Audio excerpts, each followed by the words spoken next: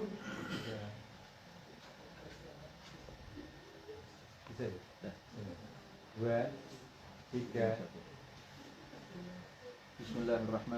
Alhamdulillahirabbil alamin. Allahumma shalli wa sallim ala sayyidina Muhammadin al-Fatih bi rahmatillah adada ma ta'ala salatu wa salam daiman bidawana wa ala alihi wa sahbihi. Naftatihu al-jalsah mithla mana wa ahluna wa ashrafuna wa rijaluna wa abauna salihun. Asa an Allah yad'ana wa yakum ikhwan fi hadha al-makan fi hadhihi as-sa'ah al-mubarakah al-sharifah. فتح العارفين ويفقههم بالدين ويعلمهم علم التأويل ويجعلهم إن شاء الله من أهل العلم ومن أهل الخير ومن أهل العمل بالعلم ومن العلماء عاملين ومن الأولياء الصالحين. اللهم جملنا وإياهم بتمام الصحة وكمال العافية مع طول العمر في طاعة الله وطاعة رسوله. احفظنا وإياهم من شر الأذيات والبليات والأمراض والأسلام والوباء وسائر أنواع البلاء وشر مصائب الدنيا والدين. ومن شر الفتن والمحن ما ظهر منها وما بطن على هذه النية وعلى كل نية صالحة جامعة شاملة من خيرات الدنيا ونعيم الآخرة وعلى ما نواه ودعا به سيدنا الإمام الحبيب علي بن محمد وعلى ما نواه ودعا به أسلافنا الصالحون وعلى ما نواه ودعا به سيدنا عمر وإلى حضرة النبي سيدنا محمد صلى الله عليه وسلم سر الفاتحة.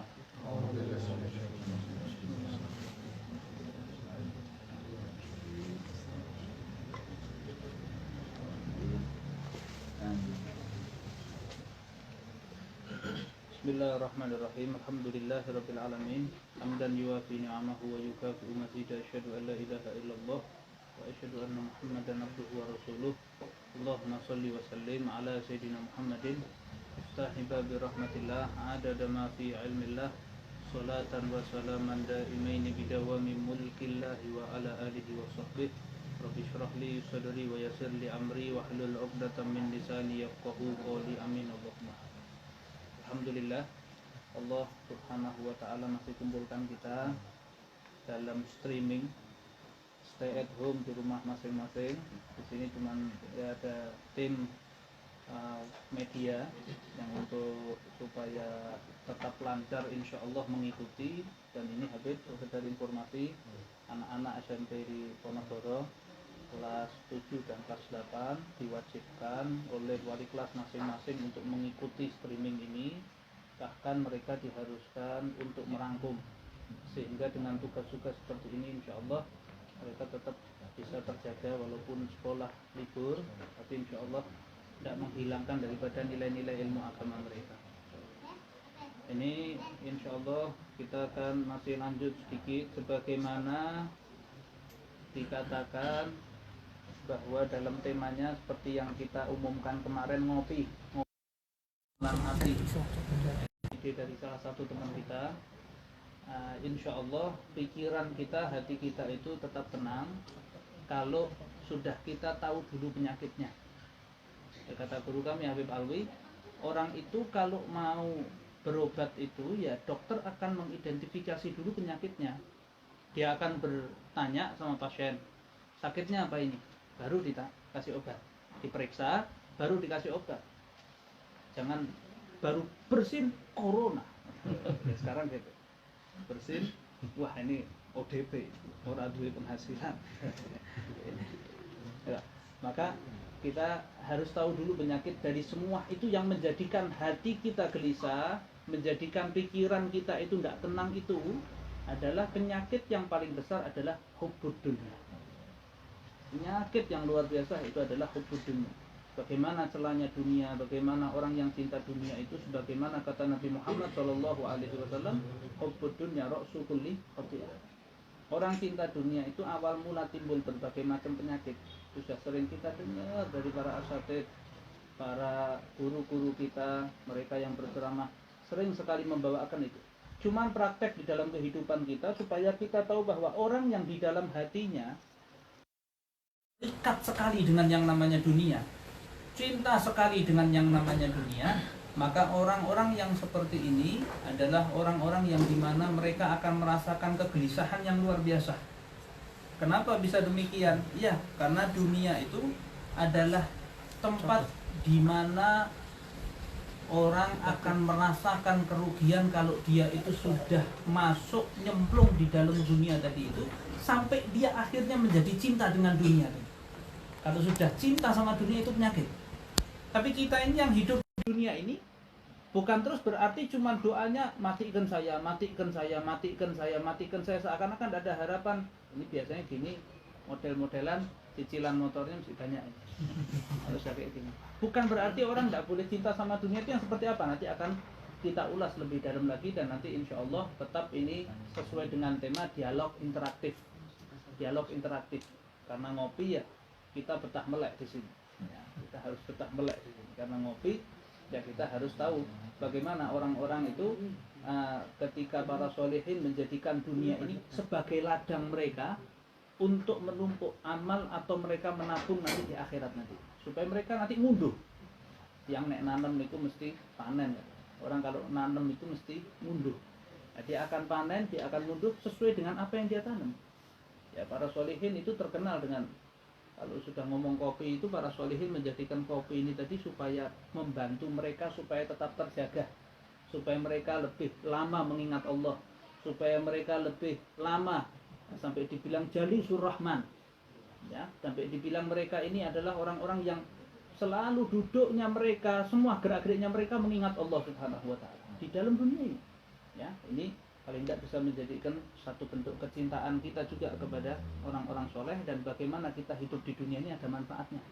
Jadi semua ini nanti bisa dihisab sama Allah Ta'ala. Sampai dikatakan di sini di dalam satu khabar yang sangat masyhur dari Sayyidina Ali bin Abi Thalib, inna dunya halaluha hisab wa haramuha azab.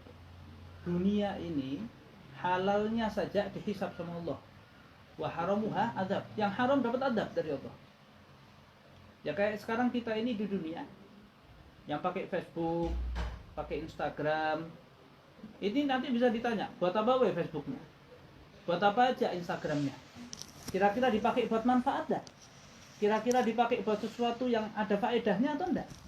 Atau cuma sekedar hal-hal yang sifatnya enggak ada kepentingan, atau sifatnya justru menjauhkan dia dari Allah Subhanahu wa Ta'ala? Bisa ditanya ini nanti. Tapi kalau kita pakai ini semuanya juga buat kebaikan, ya ini selamat ini. Ya, kita bisa selamat ini. Karena pentingnya itu tadi. Nah, halalnya saja dihisab. Al halal ma'al hisab, wal haram ma'al adab. Yang halal bisa dihisab, yang haram bisa diadab. Kenapa kamu tidak terawih? Kekenyangan. Kekenyangan. Dari tadi bukunya banyak kok. Oh, kenapa kok bukunya? Kan saya halal. Tetap kenapa kok bukunya banyak? Dari mana? Al halal ma'al hisab, wal haram ma'al adab. Tapi dalam urusan makanan ini ada beberapa hal yang tidak dihisab sama Allah, termasuk makan yang bersama-sama. Ya, makan kita bersama-sama itu termasuk tidak dihisab sama Allah. Kemudian di sini dikatakan bahwa Yahya bin Mu'ad, beliau menasihatkan ada dua musibah yang tidak pernah lam yasma'il awwalun wal akhirun, tidak pernah terdapat atau tidak pernah terdengar oleh orang-orang yang terdahulu dan orang-orang yang ada di akhir zaman ini. Ya, bagi seorang hamba ada dua musibah ketika dia meninggal dunia. Apa itu? Wa ma huma? Dijelaskan sama beliau, yu'khad minhu kulluh wa yas'alhu anhu kulluh. Semuanya akan diambil sama ahli warisnya, dan dia yang akan dimintai. Semua yang dia hidup di dunia ini, hartanya semua diambil buat ahli warisnya, dan dia mesti ditanya. Wes dia ambil, dia mesti ditanya. Bukan berarti kita dengerin kayak gini, habis itu yang kerja ini tokonya ditutupi semua. Tapi dengan adanya toko tadi, dengan adanya usahanya tadi, ya, usaha entah mau batu bara, usaha mau buka warung jualnya permata, dia toko kelontong tapi jualnya permata. Tapi itu semua tidak menjadikan dia lalai dari Allah. Sehingga ini yang namanya dia itu hidup di dunia tapi kembali kepada akhirat.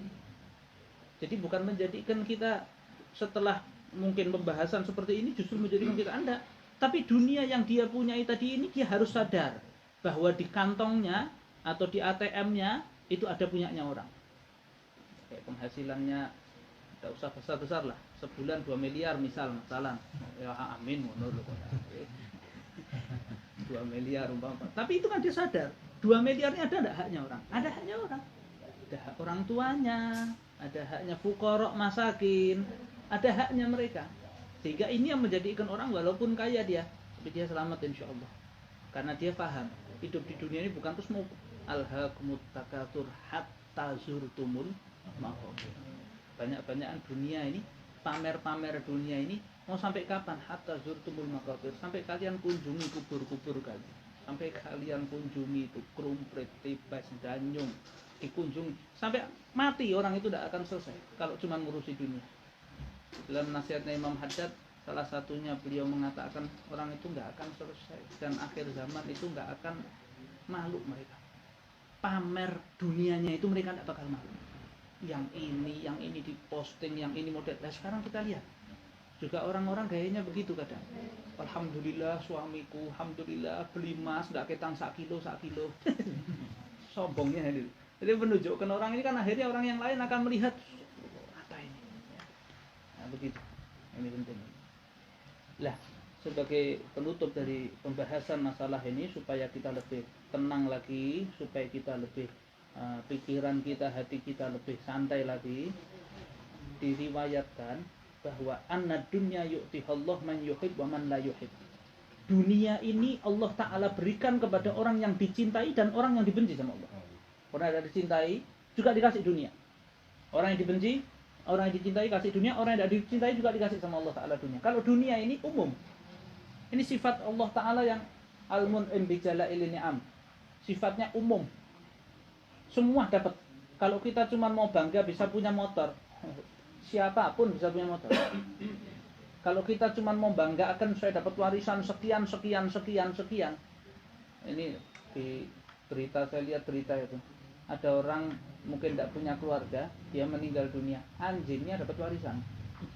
Anjingnya lebih sugih. Ya. Artinya kalau kita ini sekedar cuma mau banggakan saja dari urusan dunia. Dunia ini dikasih sama Allah buat yang dicintai dan yang tidak dicintai. Mau yang sholat, mau yang ahli maksiat, Allah kasih itu dunia. Dikasih sama Allah. Tetapi bagi orang-orang yang beriman sama Allah Subhanahu wa taala, wala yu'tal ilma illa man yuhibbuhu minal abrar. Tapi Allah tidak ngasih yang namanya ilmu, Allah tidak ngasih yang namanya keimanan, Allah tidak ngasih yang namanya kelezatan majelis ilmu, terkecuali adalah orang-orang yang dicintai sama Allah Ta'ala. Orang-orang yang memang dipilih, ditunjuk sama Allah Ta'ala. Karena kalau kita ini mau ngomong sesuatu itu, kalau ada yang umum, kalau ada umum berarti ada yang khusus. Kalau ada yang standar berarti ada yang VIP. Kalau di stadion bola itu ada tempat-tempat yang duduknya itu standar biasa.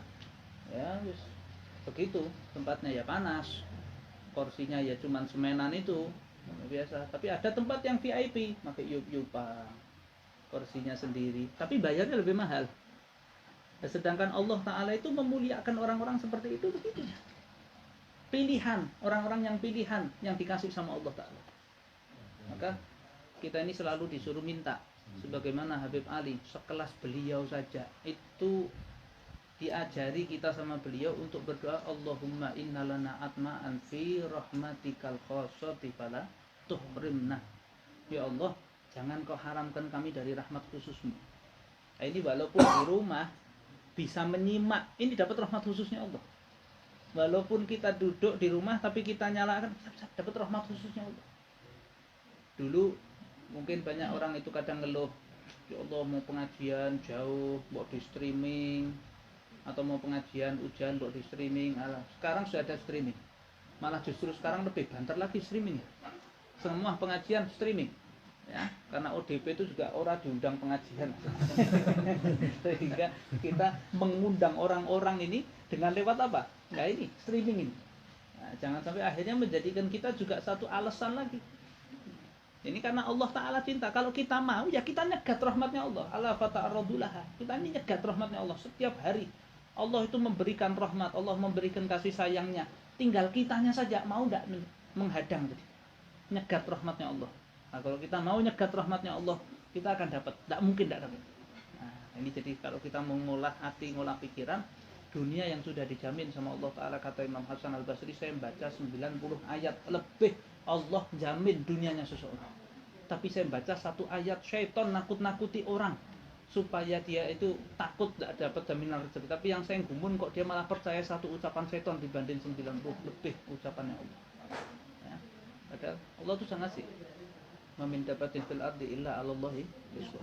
Kalau kita ini ngeluh kita makannya susah, buka kok pakai ini tok. Lah di luar sana orang yang mesti nyari buka sampai sekarang belum buka banyak. Mesti antri nyari, ada ndak yang badum lagi. Itu mesti banyak. Cuman kitanya saja yang kurang syukur. Tinggal timbang antara syukur sama sambatnya, banyak sambatnya juga. Ya, yang panas minta hujan kayak ya kasih hujan. Begitu hujan terus mesti bingung lagi. Hujannya piye? Itu kasih angin bingung lagi hujan piye. Serba salah manusia ini.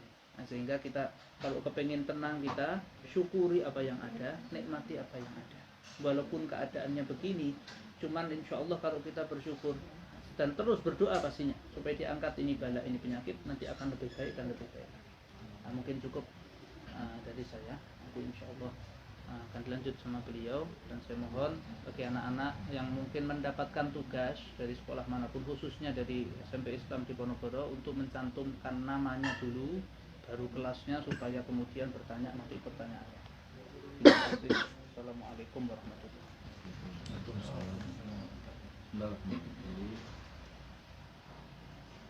Alhamdulillah, wassalatu wassalamu ala rasulillah sayyidina Muhammad bin Abdullah ala alihi wa sahbihi wa man wala. Subhanaka la ilma lana illa ma 'allamtana innaka antal alimul hakim. Rabbi shrah li sadri wa yassir li amri wa hlul 'uqdatam min lisani yafqahu qawli. Amin. Jadi banyak disinggung oleh Habib Muhammad tentang kajian-kajian tasawuf, nasihat-nasihat para salafun saleh dalam kitab Al-Fawaidul Mukhtarah, Disalik ke Tariqul Akhirah. Kali ini kita juga berbicara tentang fikih syariah atau fikul ahkam, tentang zakat fitrah. Sudah mendekati yang namanya hari Idul Fitri, kebanyakan orang juga kadang-kadang luput dan salah pemahaman tentang permasalahan zakat Zakat fitrah. Zakat fitrah ini adalah salah satu kegiatan yang Allah Ta'ala wajibkan untuk umat manusia muslim. Jadi syahadatu an la ilaha illallah wa iqamus shalah wa ita'uz zakah. Bunyal Islamu ala khamsin. Di antaranya adalah wajib menunaikan zakat, berpuasa di bulan Ramadan, wa hajjul baiti man istata'a ilaihi sabila. Zakat fitrah adalah zakat, salah satu kegiatan yang diwajibkan oleh Allah Subhanahu wa taala untuk hambanya yang muslim. Zakat ini dibagi dua. Ada zakat mal atau amwal yang disebut dengan zakat harta. Yang kedua adalah namanya zakat badan. Yang disebut dengan zakat badan adalah zakat fitrah atau zakat fitrah, ya. Zakat mal atau zakat badan, zakat harta, zakat mal atau zakat harta, tujuannya adalah untuk membersihkan kotoran-kotoran harta yang ada pada kita. Jadi, sekarang harta kita ini banyak, wajib kita zakati, wajib dikeluarkan zakatnya. Namanya zakatul amwal. Yang kedua adalah zakatul badan. Zakatul badan ini adalah zakatul fitrah atau zakat fitrah. Itu adalah zakat untuk membersihkan dan mensucikan jiwa dan fitrah kita. Manusia itu kan ada kotoran jiwanya, ada kotoran fitrahnya, ada kotoran nafsunya, ada kotoran pikirannya. Lah dibersihkan dengan yang namanya mengeluarkan zakat fitrah, namanya zakat badan. Disebut dengan zakat badan. Zakat jiwa kita, zakat kita zakati. Definisi apa sih zakat fitrah itu? Definisi zakat fitrah itu adalah mengeluarkan bahan makanan pokok pada waktu tertentu dan pada dengan ukuran yang tertentu dengan niat yang sudah ditentukan. Mengeluarkan bahan makanan pokok pada waktu yang sudah ditentukan oleh syarak dengan ukuran tertentu dengan niat yang sudah ditentukan oleh syarak. Ada niat-niat tertentu di situ. Waktunya kapan zakat fitrah ini? Waktunya adalah ketika terbenamnya matahari pada akhir bulan Ramadan, yaitu malam 1 Syawal. Pada malam 1 Syawal dengan syarat-syarat yang sudah ditentukan. Nanti akan kita bicarakan syarat-syaratnya mungkin panjang lebar. Nah, hanya saja nanti mungkin yang mau kita bahas di sini apa? Yang mau kita bahas nanti di sini ada beberapa poin, nanti banyak masalah ini. Yang pertama, kita akan bahas apa syarat-syaratnya. Nanti kita juga mau bahas apa yang dikatakan, kapan dikatakan zakat itu wajib, mubah, jawaz, kapan zakat itu dikatakan makruh dikeluarkan dan haram dikeluarkan. Nanti ada semua ya. Lalu syarat-syarat sahnya apa saja? Lalu kemudian cara mengeluarkan zakat itu bagaimana? Gitu banyak yang. Kemudian apa saja yang perlu diperhatikan ketika kita mengeluarkan zakat fitrah?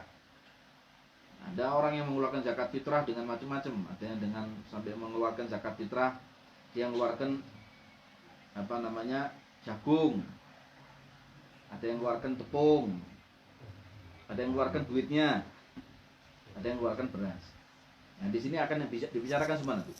Semua ada pembahasannya dan ada dalil, karena kaitan syariat itu, ikhwan, anak-anak barangkali yang juga ikut memperhatikan di sini dari anak kelas 7 dan kelas 8 ya Ustaz ya. Itu juga memperhatikan bahwa kaitan syariat itu tidak boleh difatwakan dengan hawa nafsunya.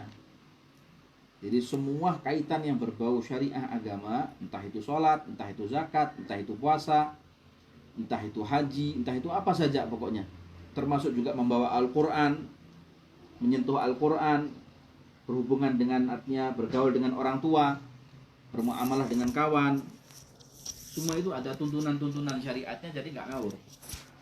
Agama ini menata ulang kembali sepak terjang kehidupan seorang anak manusia di muka bumi ini, agar supaya kita ini berjalannya bukan lewat hawa nafsu, tapi jalannya lewat apa?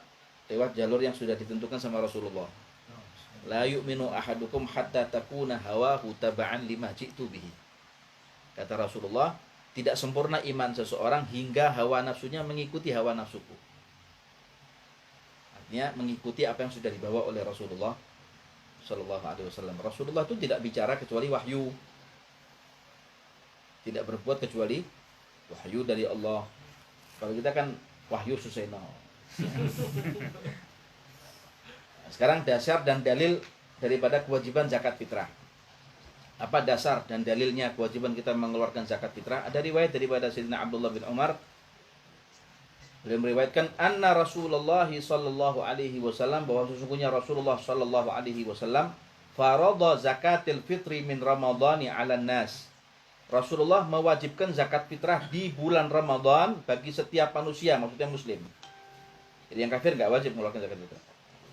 Rasulullah mewajibkan zakat fitrah di bulan Ramadan atau dari bulan Ramadan atas atau bagi setiap muslim, ya, sa'an min tamr, satu sa' dari kurma, au sa'an min syair, atau satu sa' dari gandum. Syair itu gandum, ya, au ala kulli hurrin au abdin, baik dikeluarkan oleh orang yang merdeka atau dikeluarkan oleh seorang hamba sahaya budak. Kalau dulu zaman perbudakan, sekarang nggak ada. Zaman budak atau dikeluarkan oleh budak atau orang merdeka.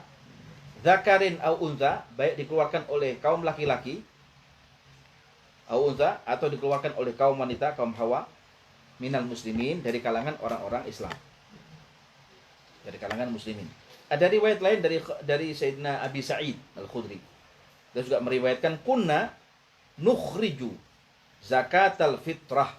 Dulu, kata Abi Sa'id Al-Khudri, dulu kami mengeluarkan zakat fitrah idh kana fina Rasulullah. Ketika itu kami bersama dengan Rasulullah, di zaman Rasulullah, kata Abi Sa'id, kami mengeluarkan zakat fitrah ketika masih ada di antara kita, yaitu Rasulullah sallallahu alaihi wasallam, sa'an min ta'amin, satu sa' dari makanan pokok. Kalau kita sekarang beras, ya. Au sa'an min tamrin, atau satu sa' dari tamr, kurma. Au sa'an min syair, satu sa' dari gandum. Satu sa' itu 4 mud. Satu mudnya 7 ons.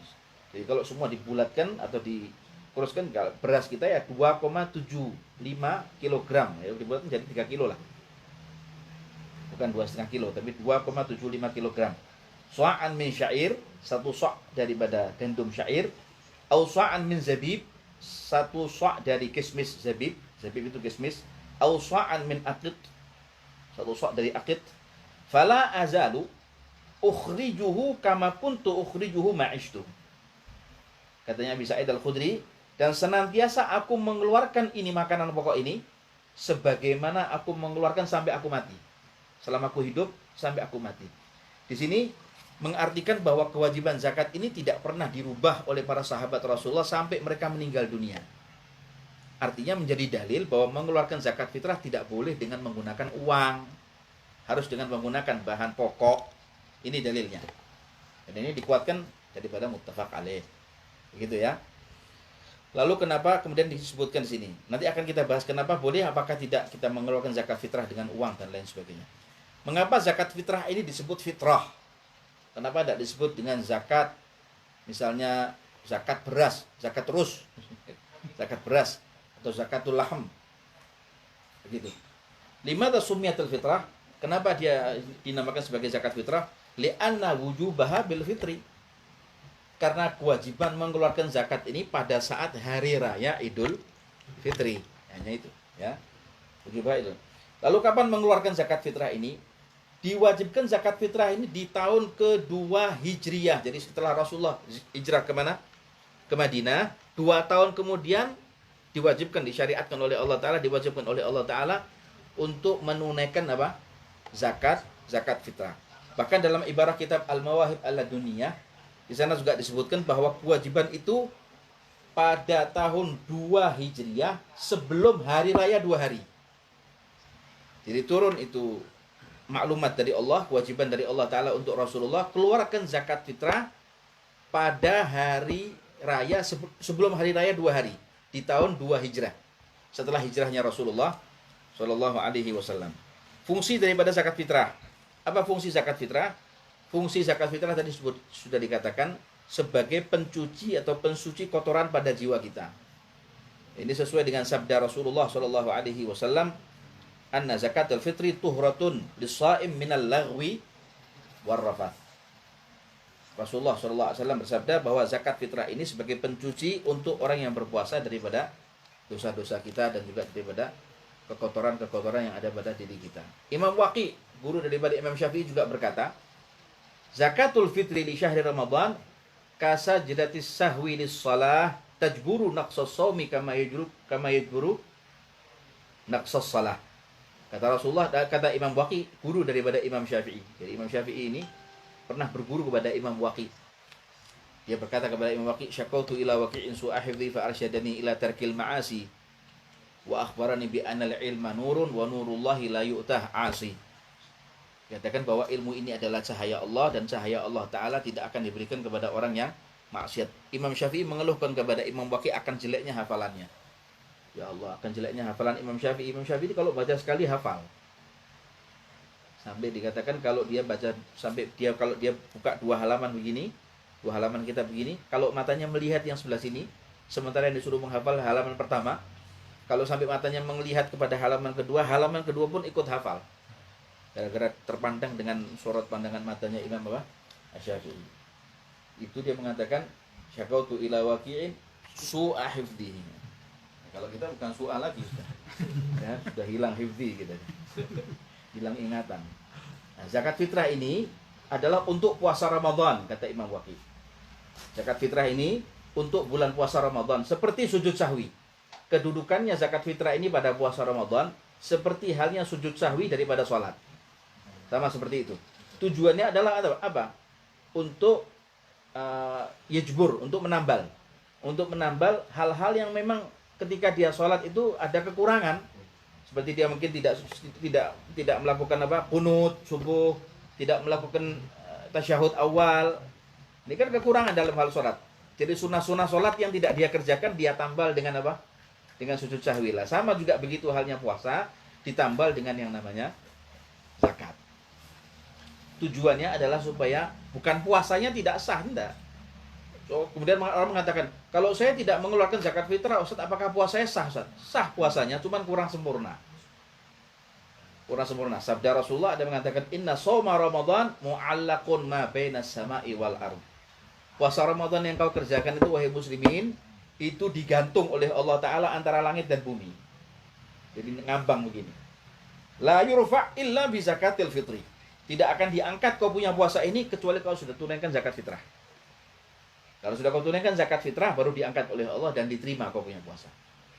Jadi masih bergantung, marhun, masih tergadekan di sana. Tidak diangkat oleh Allah Subhanahu wa Ta'ala. Zakat fitrah ini buat siapa?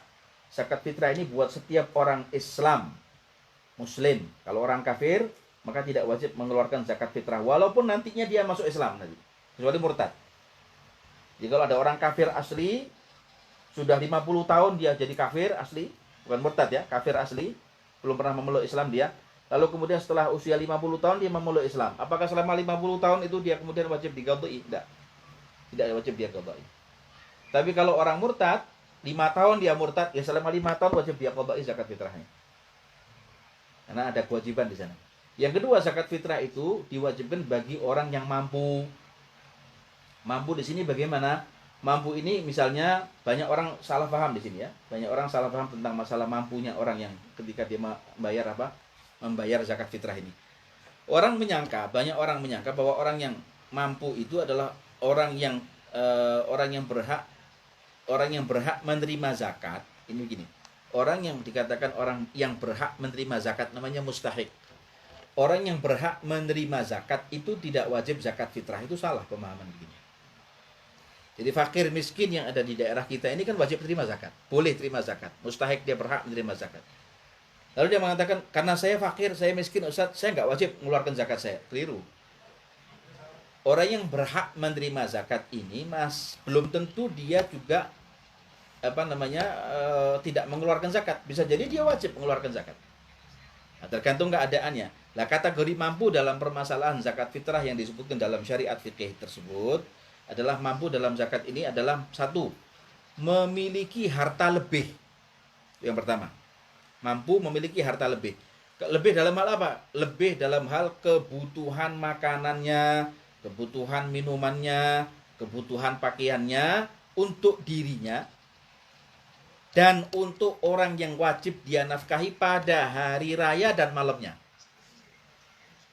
Jadi kalau ada orang miskin, dia punya kebutuhan untuk dirinya, istrinya, dan 3 orang anaknya, begitu ya, untuk hari raya Idul Fitri dan malamnya, bukan malam hari raya dan besoknya, tidak. Hari raya Idul Fitri dan malamnya. Misalnya tadi pagi hari raya Idul Fitri dan malamnya ini. Punya kelebihan makanan, maka dia tergolong adalah orang yang wajib menunaikan zakat fitrah walaupun dia kategorinya orang fakir miskin. Begitu ya. Orang fakir miskin di sini kategorinya apa? Nanti ada orang kategori fakir miskin itu atau fakir atau miskin itu dibedakan. Kalau dia bekerja sendiri nanti permasalahannya. Kalau dia tidak bekerja sendiri nanti pembicaraannya. Nanti akan dirinci oleh para alim ulama. Yang kedua, dikatakan kategori mampu itu adalah orang yang tidak memiliki hutang walaupun belum jatuh tempo. Tidak memiliki hutang walaupun belum jatuh tempo, tapi ini menurut pendapat sebagian ulama seperti Imam Ibn Hajar rahimahullah. Misalnya seorang punya hutang, ya, kalau dibayarkan harta miliknya semua dijual untuk membayar hutangnya nggak cukup. Hutangnya misalnya 150 juta. Kalau misalnya yang dia punya dari harta miliknya ini dijual semuanya untuk bayar hutangnya dia nggak cukup. Ya, nggak cukup. Katanya yang ngutangi, awakmu dolen wae. Ya, misalnya. Enggak boleh, ya. Misalnya kalau untuk bayar hutang tidak bisa melunasi hutangnya. Maka orang seperti ini dia tidak wajib zakat fitrah. Tapi pendapat Imam Ramli, kalau tidak salah pendapat Imam Ramli mengatakan berbeda. Pendapat Imam Ramli bahwa hutang ini tidak mencegah yang namanya wajibnya orang mengeluarkan apa? Zakat fitrah. Jadi tetap yang namanya hutang, zakat sih tetap apa? Tetap zakat. Nah, senada juga difatwakan oleh Imam Nawawi dalam kitabnya Syarah Majmu' Muhadzab. Walaupun dia punya hutang, kalau dia punya kelebihan nafkah seperti di atas tersebut, kata para alim ulama, ya misalnya punya kelebihan makanan, punya kelebihan minuman, pakaian untuk hari raya dan malam hari rayanya, dia dan istrinya dan anak-anaknya misalnya yang wajib dia nafkahi di situ. Semua ini kalau dia punya, ya wajib dia kemudian tunaikan zakat fitrahnya. Walaupun hutangnya juga wajib dia tunaikan.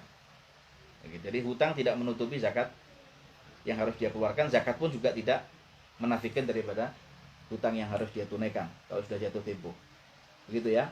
Yang ketiga, kategori mampu itu adalah orang yang memiliki kelebihan tempat tinggal. Jadi sandang, pangan, papan. Mempunyai kelebihan tempat tinggal yang layak untuk dirinya dan layak untuk orang yang wajib dia nafkahi.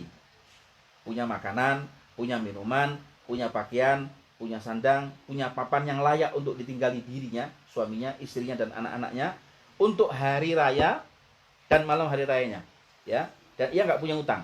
Ditambah lagi biaya pembantu. Ditambah lagi ada namanya biaya apa? Biaya pembantu bagi seorang istri yang memang direwangi pembantu sebelum dia menikah. Dan ada kalanya orang perempuan itu kalau zaman waktu dia belum menikah sama kita, sama ibunya juga disewakan pembantu rumah tangga dan dibelanjani pembantunya.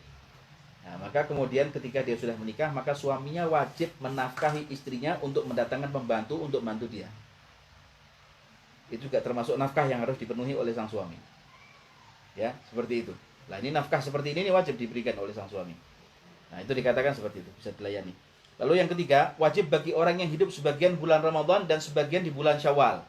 Jadi kewajiban zakat fitrah ini diwajibkan buat orang yang hidup di sebagian bulan Ramadan dan sebagian bulan Syawal. Jadi kalau ada bayi lahir jam 4 sore. Lahir jam 4 sore. Sampai berlanjut hingga maghrib. Isya meninggal itu bayi. Wajib dizakati enggak? Wajib dizakati. Wajib dizakati. Kalau ada seorang bayi yang lahirnya misalnya Isya jam 7 malam. Malam hari raya Idul Fitri namanya Fitri. Ya. Ya. Kalau laki namanya Fitra, gitu. Kalau perempuan namanya Fitri. Nah, itu bayi lahir tersebut jam 7 malam itu apakah wajib difitrahi oleh orang tuanya? Tidak wajib karena dia tidak menangi akhir bulan Ramadan, hanya menangi cuman malam bulan Syawal, hanya begitu. Jadi seseorang yang kemudian menangi akhir bulan Ramadan minimal itu, akhir bulan Ramadan benar menangi awal bulan Syawal begitu. Jadi kalau ada seperti itu. Dan zakat fitrah ini tidak hanya wajib bagi diri sendiri tapi juga wajib atas orang yang wajib dia nafkahi dan wajib dia keluarkan fitrahnya. Semua orang yang wajib dia nafkahi wajib dia keluarkan fitrahnya. Nanti insyaallah ada beberapa poin-poin yang masih penting lagi untuk kita bahas. Saya kira mungkin saya cukupkan sekian untuk mungkin ada dibuka sesi tanya jawab. Mungkin sudah banyak yang masuk. Kami persilakan, wallahu a'lam. Dan sini juga ada Ustaz Habibi Al-Abbas. Insyaallah. Ini Habib, ada pertanyaan. Ya. Insyaallah ada sementara 3 pertanyaan. Pertama, pertanyaan ini, bolehkah membayar zakat fitrah berbentuk uang? Tadi sudah dijelaskan sama beliau. Tadi sudah dijelaskan sama beliau bahwa tidak boleh zakat fitrah itu dalam bentuk uang, tapi makanan pokok. Jadi kalau mungkin ada sifatnya urunan di sekolah dalam bentuk uang, yaitu hitungannya sedekah. Gitu. Ya. Kemudian yang kedua, Ustadz, bagaimana cara kita berniat sholat ketika kita berjamaah dengan anak kecil laki-laki ketika dia belajar menjadi imam, atau kita yang jadi imamnya? Ya, dalam hal ini saya sebagai seorang ibu. Jadi ketika seorang ibu punya anak masih kecil, mungkin kecil ini berarti belum tamyiz begitu. Jadi terkait dengan masalah zakat fitrah tadi, kalau misalnya ada di sekolahan urunan zakat begitu ya, lalu kemudian diberikan beras mungkin sebesar 15 kilo atau 10 kilo. Jadi sifat urunan yang dilakukan oleh guru-guru di sekolahan itu bagus. Itu mengajari anak untuk mau berderma, ngajari anak untuk mau bersedekah, ngajari anak untuk nggak cinta dunia dan cinta uang. Itu bagus, itu pengajaran yang sangat hebat dan bijaksana. Tapi itu belum dikatakan sebagai zakat namanya. Karena zakat itu adalah bentuknya harus berupa apa? Bahan makanan pokok. Kalau zakat mal, ya zakat mal bentuknya adalah uang yang senilai dengan yang namanya emas dan perak, dan dikeluarkan sesuai dengan zakat yang harus dia keluarkan, ketentuannya seperti itu. Pertanyaan kedua dari itu? Pertanyaan kedua, bagaimana sebagai seorang ibu yang punya anak kecil tadi? Iya. Seorang ibu yang punya anak kecil, anaknya dijadikan sebagai imam. Kalau anaknya sudah tamyiz itu usia 7 tahun bisa makan, minum, cebok sendiri. Usia 7 tahun bisa makan, minum, cebok sendiri. Dan anak itu fasih di dalam mengucapkan surat Al-Fatihah dan tahu tata cara dan kaifiat sholat dengan baik.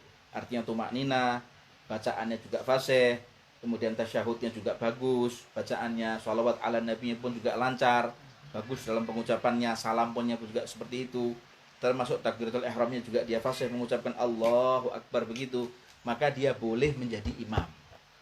Boleh dia jadi imam. Kalau di bawah tamyiz tidak boleh. Tidak diperkenankan. Maka bagaimana ya? Sudah ibunya sholat, anaknya juga ikut sholat di belakang ibunya. Begitu caranya ibunya ngajari anaknya bagaimana supaya sholat yang baik seperti ini. Boleh dikeraskan bacaan ibunya untuk ngajari anaknya sholat. Boleh. Boleh seperti itu. Tapi kalau anaknya sudah tamyiz dan tahu tata cara sholat, tamyiz itu usia 7 tahun, bisa makan, minum, cebok sendiri, mandi sendiri. Bukan dimandeni, bukan dimandeni. Itu seperti itu namanya anak usia tamyiz dan tahu tata cara kaifiat sholat dengan cara yang baik dan benar. Tahu hukum-hukumnya, syurut syarat-syaratnya sholat dia pun juga tahu. Gerakan gak boleh banyak. Biasanya anak kecil kalau sholat kan kayak layangan. Ya seperti itu tidak boleh. Tidak boleh dia jadi imam, ya. Jadi harus tahu tata cara sholat yang benar. Tidak boleh dia melakukan hal-hal yang membatalkan sholat. Dia boleh jadi imam setelah usia 7 tahun dan tamyiz. Ya, ini pertanyaan masih seputar zakat. Haruskah zakat itu, zakat fitrah dari seseorang itu dibagi menjadi 3? Mungkin Afwan, kalau ini pertanyaan sekedar begitu. Mungkin lebih detailnya pertanyaan apakah harus dibagi kepada fakir 1 kilo, miskin 1 kilo, orang yang punya hutang 1 kilo. Apakah harus seperti itu? Ya. Jadi nanti insya Allah mungkin bagian pembahasan bab zakat ini masih panjang. Poin-poinnya juga nanti mungkin ada rentetan-rentetannya. Nah, mungkin karena waktunya juga terbatas sekali, malam ini juga nanti mungkin bisa lelean sampai fajar. Kecuali kalau Habib Muhammad juga mengundang sahur bersama, selain buka bersama. Ya sifatnya begini. Jadi orang ketika memberikan zakat itu, buat orang muzaki yang mengeluarkan zakat, memberikan kepada mustahiknya itu, minimal setiap setiap kelompok itu kan ada 8 kelompok itu.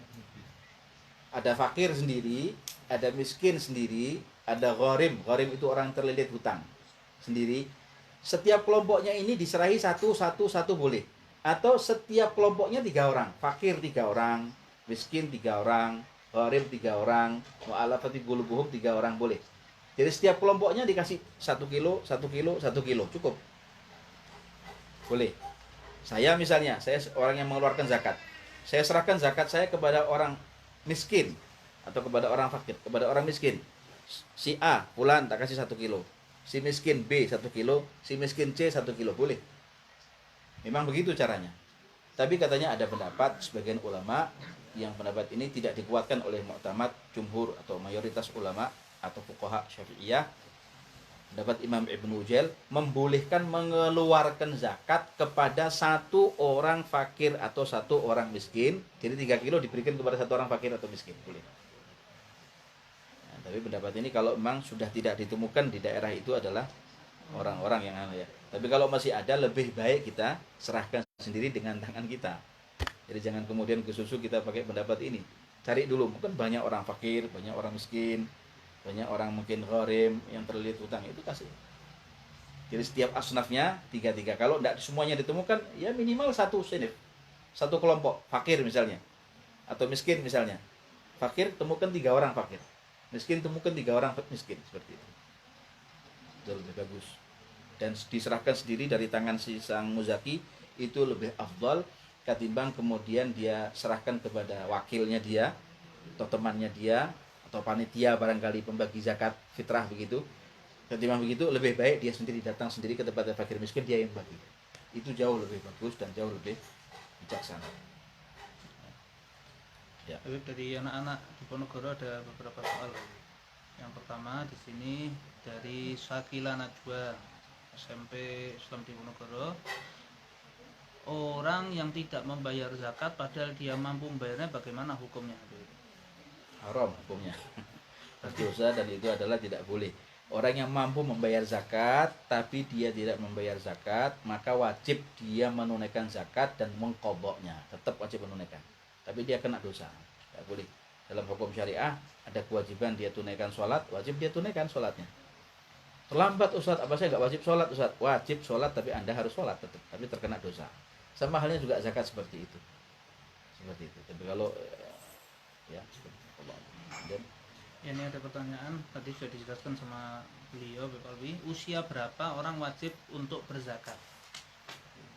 Ya, usia orang wajib dia menunaikan zakat. Yang jelas dia di usia balik ya. Dia balik. Wajib dia mengeluarkan zakat ketika dia di usia balik, usia dewasa.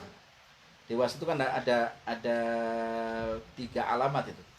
Yang pertama usia 15 tahun, laki dan perempuan. Kalau memang laki dan perempuan ini tidak mengeluarkan apa? Mani. Atau perempuan tidak mengeluarkan haid. Atau tidak mengeluarkan mani. Yang kedua di usia 9 tahun buat laki dan perempuan kalau mengeluarkan sperma atau mani. Atau mimpi basah. Ihtilam namanya. Yang ketiga perempuan yang berusia 9 tahun ketika dia menemukan yang namanya darah, bercak darah yang ada di pakaiannya. Itu sudah dikatakan dia adalah orang yang dewasa dan dia wajib menunaikan zakat. Artinya di sini kewajiban zakat tidak lagi dibebankan kepada orang tuanya. Sementara kalau dia sebelum balik, sebelum dia dewasa, kewajiban zakat fitrahnya dibebankan kepada bapaknya. Tapi setelah nanti usia dia dewasa, tidak boleh bapaknya mengeluarkan zakat fitrah buat anaknya yang dewasa, nggak boleh. Kecuali bapaknya diwakilkan, diberi taukil oleh anaknya. Diberi taukil itu sang anak mengatakan, Pak, saya tidak punya duit, Pak, tolong belikan beras, nanti bapak yang niati buat zakat saya, boleh. Tidak apa-apa. Yang terjadi di masyarakat kan tidak begitu. Bapaknya kemudian mengeluarkan zakat anaknya, sementara anaknya sudah balik, anaknya sudah dewasa, gak sah zakatnya, gak sah zakatnya. Jadi kalau bapaknya ingin mengeluarkan zakat fitrah buat anaknya yang sudah dewasa, harus ditamlek dulu.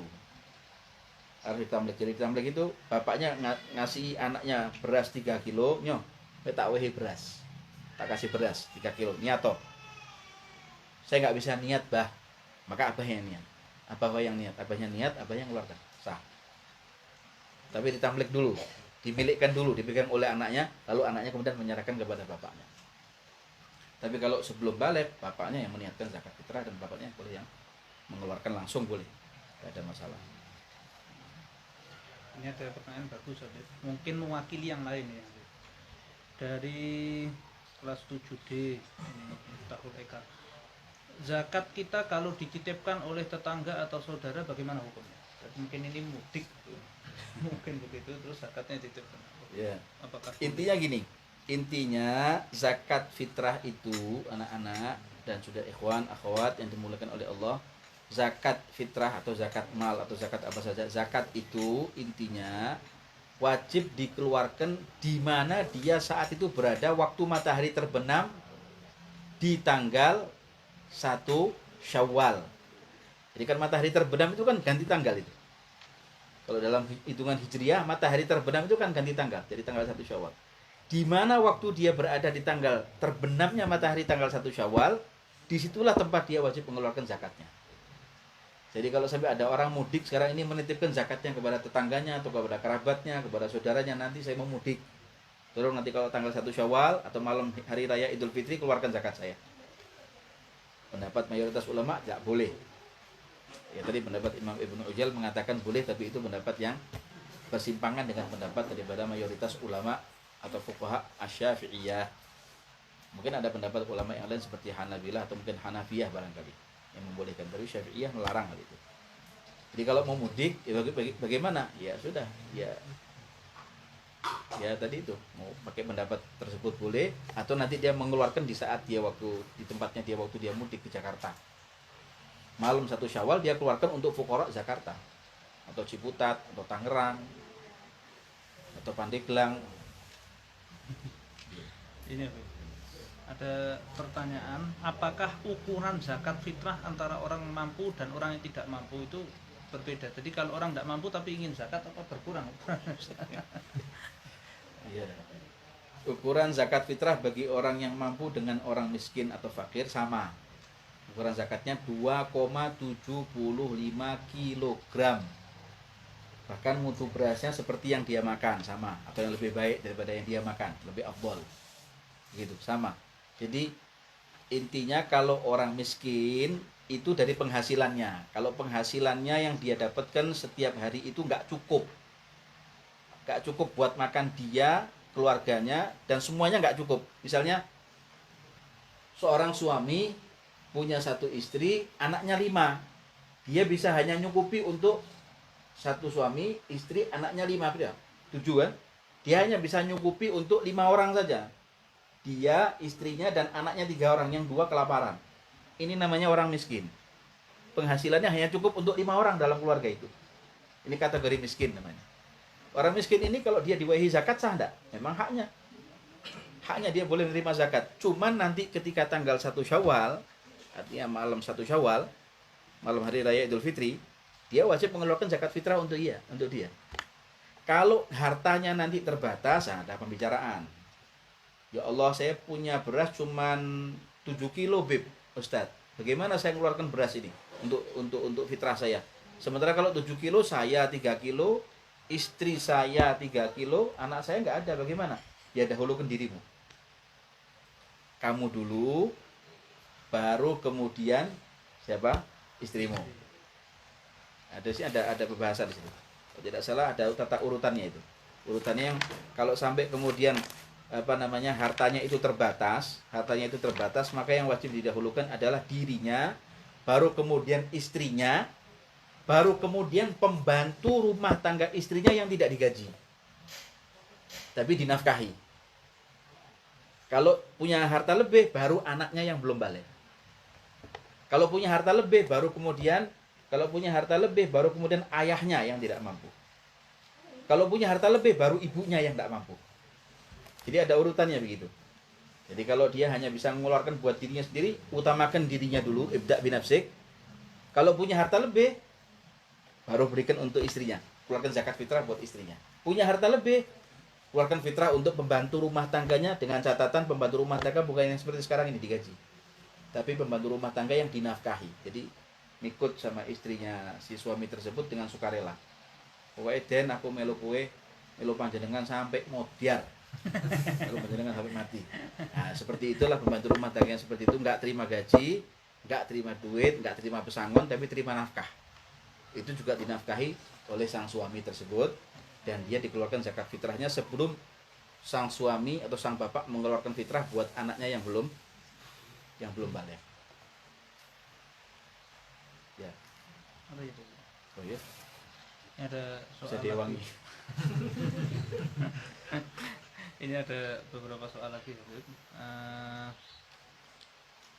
Kalau dari Adinda Cintanya, kalau seseorang masuk Islam di akhir Ramadan, apakah wajib adanya membayar zakat fitrah bagi orang tersebut? Iya. Dia masuk Islam Sesuai dengan apa tadi yang saya katakan, kalau dia adalah kafir asli, sebelumnya dia belum pernah Islam, belum pernah mengenal Islam, tiba-tiba datang hidayah Allah Ta'ala, di akhir Ramadan dia masuk Islam. Apa yang harus dilakukan? Dia berpuasa di akhir Ramadan itu, dan tidak perlu dia qadai daripada Ramadan yang sudah dia tinggalkan. Karena sementara tanggal 1 sampai tanggal 29 misalnya, dia masih kafir, ya sudah nggak usah dia qadha 29 hari. Cukup dia berpuasa di tanggal 30 itu, dan dia sholat di tanggal 30 tersebut, dia puasa di tanggal 30 tersebut. Sementara tanggal sebelumnya tidak perlu dia qadai, kecuali kalau dia pernah Islam lalu kemudian dia murtad. Waliyadzubillah, itu yang tidak boleh, wajib diqadai itu. Karena taglidhan lirtidadi, sebagai hukuman berat karena dia murtad. Ini ada pertanyaan bagus. Ini banyak, kemarin minggu lalu sudah ada yang tanya ini, cuman belum sempat terjawab. Pertanyaan mewakili juga ini. Bagaimana cara melaksanakan sholat Idul Fitri di rumah yang sudah ditetapkan pemerintah? Apa berjamaah nyetel TV mungkin dari Masjidil Haram boleh enggak? Ya, sembahyang Idul Fitri ini saya kata dalam hukum sembahyang Idul Fitri ini, ada yang tadi juga bertanya sama saya, apakah boleh Ustadz sholat Idul Fitri itu kurang dari 40 orang, sah atau tidak? Ya sah, tidak apa-apa. Idul Fitri itu sembahyang sunnah. Kalau kurang dari 40, hatta tidak sembahyang Idul Fitri pun nggak dosa, cuman kurang pahalanya. Ya, beda sama sholat Jumat. Kalau sholat Jumat jenengan tidak sholat, hukumnya haram walaupun diganti dengan zuhur. Sebagian pendapat ulama mengatakan walaupun diganti dengan zuhur, tidak sah zuhurnya dan tidak dianggap. Kalau dia tidak ada uzur, tidak ada alasan meninggalkan Jumat, seperti sakit misalnya, atau dia ngerawat ayah atau ibunya yang sakit, nggak ada yang ngancani ayah ibunya kecuali dirinya. Ada alasan-alasan boleh meninggalkan Jumat. Tapi kalau nggak ada udzur, dia meninggalkan Jumat, hukum sholat zuhurnya tidak sah. Bahkan hukumnya haram dan berdosa. Ada pendapat mengatakan sah zuhurnya tapi haram dan berdosa. Tapi kalau sholat Idul Fitri dikerjakan di rumah begini boleh dengan berjamaah, boleh dengan sendirian. Cuma kalau sendirian piye khutbahnya? Saudara-saudara yang gaib, malaikat-malaikat dan jin rahimakumullah. Ya, tapi kalau dia berjamaah dengan keluarganya, misalnya seorang ayah berjamaah dengan istrinya, dengan anak-anaknya, mungkin dengan saudara-saudaranya, dengan ayah ibunya yang ada di rumah situ misalnya, boleh dilakukan khutbah dengan 2 kali khutbah setelah sholat sebagaimana rukun khutbahnya, rukun khutbah Jum'ah boleh dilakukan. Tapi kalau sholat sendirian, monggo silakan. Dengan 7 kali takbir selain takbiratul ihram dan 5 kali takbir selain takbiratul ihram di rakaat kedua. 7 kali takbir selain takbiratul ihram di rakaat pertama, 5 kali takbir selain takbir berdiri, selain takbir dari duduk berdiri ke berdiri, 5 kali takbir di rakaat kedua. Gitu ya. Allahu Akbar. Jadi ketika usolli sunnata idil fitri rak'atain imaman, kalau dia imam, makmuman, atau kalau dia makmum adaan, kalau dia sendiri lillahi ta'ala, Allahu Akbar, Allahu Akbar kabira walhamdulillahi katsira wa subhanallahi bukratan wa asila, sampai wa ana minal muslimin, baru Allahu Akbar subhanallah walhamdulillah wa la ilaha illallah wallahu akbar 1. Allahu Akbar subhanallah walhamdulillah wa la ilaha illallah wallahu akbar 2. Sampai 7. Begitu 7, Allahu Akbar subhanallah walhamdulillah wa la ilaha illallah wallahu akbar, bismillahirrahmanirrahim, alhamdulillahirabbil alamin, sampai seterusnya. Nanti yang ke rakaat kedua begitu. Berdiri daripada sujud, Allahu Akbar, belum dihitung. Allahu Akbar subhanallah walhamdulillah wa la ilaha illallah wallahu akbar 1. Allahu Akbar, seterusnya sampai 5. Yang kelima, Allahu Akbar subhanallah walhamdulillah wa la ilaha illallah wallahu akbar, baca bismillah al-fatihah, surat, lalu kemudian rukuk, i'tidal, sujud, dan menyelesaikan sholatnya hingga akhir. Ini ada pertanyaan, bolehkah membayarkan zakat kepada yayasan? Jadi kita titip zakat pada satu yayasan, dan karena ini pertanyaannya juga mirip, jadi saya gabung sekalian karena mungkin jawabannya nanti juga satu. Bagaimana jika zakat itu dibagikan, dititipkan ke masjid? Jadi ada masjid itu punya panitia untuk menyalurkan zakat. Lalu pihak masjid membagikan zakatnya itu kembali kepada kita. Jadi setelah mungkin semuanya terkumpul, kemudian zakat itu sisa, kemudian beras itu kemudian kembali kepada kita. Iya. Sifatnya gini, kalau memberikan zakat fitrah ataupun zakat mal kepada pihak atau lembaga atau yayasan tidak boleh dan tidak sah. Tidak sah. Yayasan yatim piatu, saya kasih zakat fitrah, yayasan yatim piatu di kampung halaman A misalnya, tidak sah. Kecuali zakat itu harus diserah terimakan kepada pihak yayasan tersebut. Ada orang-orang kan, ada kepala yayasan, ada wakil kepala yayasan, ada sekretaris yayasan, ada bendahara. Lah orang-orang salah satu daripada yang memegang struktur yayasan itu ada yang fakir nggak itu? Ada yang miskin nggak itu? Harus diserah terimakan kepada salah seorang yang mustahik, yang berhak menerima. Baru nanti sang mustahik ini tadi menyerahkan kepada yayasan, nggak ada apa-apa. Tapi kalau semata-mata diserahkan kepada lembaga atau yayasan begitu, tidak boleh, dan belum serah terima zakat kepada pihak yang wajib menerima zakat atau yang boleh menerima zakat. Begitu ya. Jadi zakat baik mal ataupun zakat fitrah harus diserah terimakan kepada orang yang fakir miskin, bukan kepada lembaga, bukan kepada yayasan, juga bukan kepada satu bentuk yang namanya kepanitiaan, bukan organisasi begitu, bukan. Sama halnya juga dengan yang namanya masjid tadi. Kalau sampai zakat itu diserahkan kepada pihak masjid, itu belum keluar zakat itu.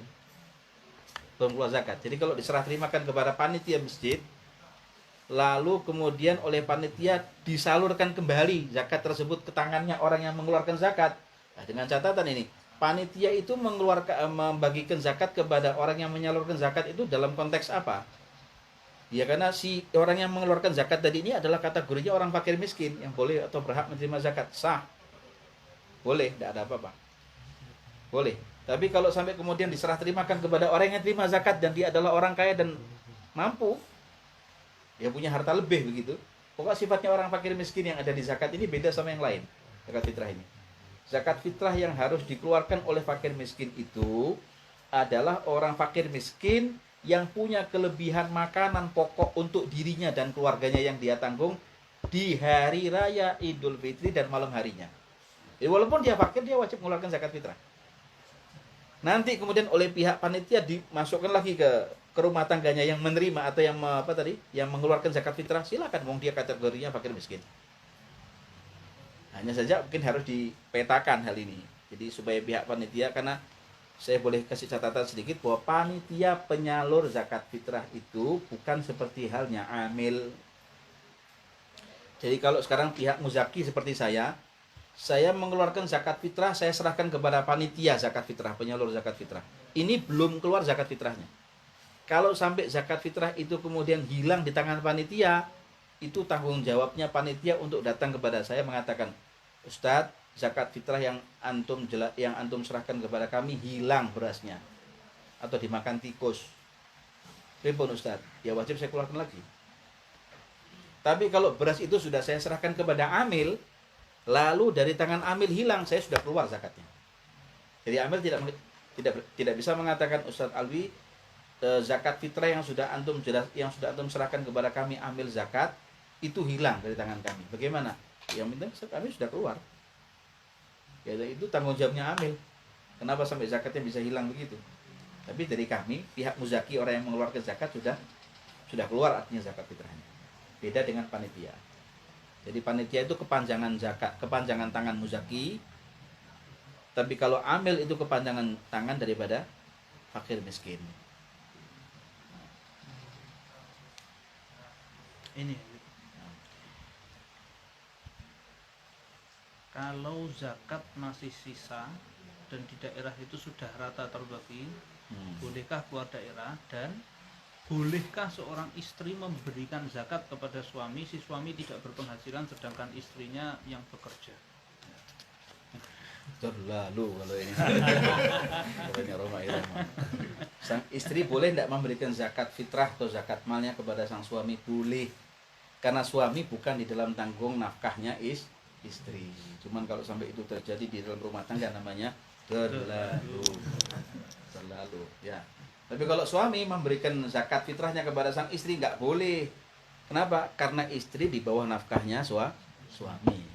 Begitu pula halnya juga dengan seorang anak kepada orang tua. Kalau lihat seorang tua yang melarat miskin, anaknya itu kaya sugih gitu, nggak boleh anak memberikan zakat fitrah kepada orang tuanya, haram dan tidak sah zakatnya. Begitu pula sebaliknya.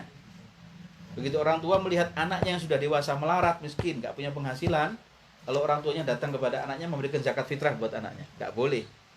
Artinya anak yang kaya wajib ngangkat orang tuanya untuk dinafkahi. Sebaliknya juga begitu.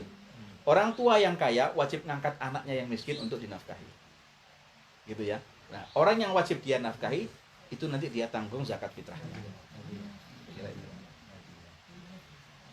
Ini ada pertanyaan, cuman mungkin banyak yang bingung, Habib. Kita sering dapat soal bab masalah yang sama.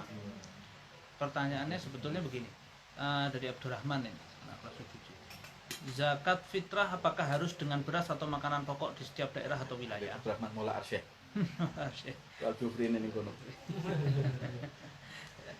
Apakah harus makanan pokok setiap daerah atau wilayah? Dan begini, yang mungkin sering kali kita dapat pertanyaan, mungkin bisa lebih jelas lagi, apakah berasnya itu sesuai kelasnya harus sama dengan yang kita makan? Ada rojo lele, ada C4.